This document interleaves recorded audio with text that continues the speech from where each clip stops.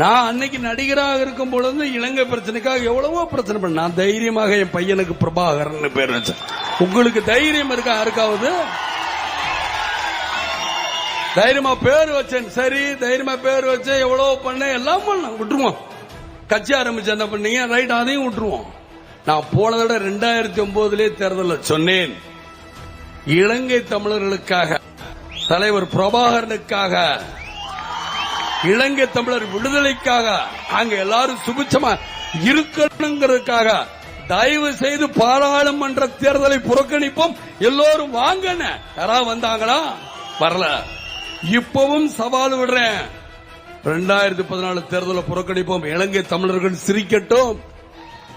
தைரியமாக சொல்றேன். இந்த விஜயகாந்த் இன்னைக்கு வரைக்கும் என் கட்சி தொண்டர்கள் யாரும் நிக்க மாட்டாங்க, என் கட்சியை சேர்ந்து யாரும் எம்பி கொடுங்கன்னு சொல்லவும் மாட்டாங்க. ஆக அந்த தைரியம் உங்களுக்கு இருக்கா?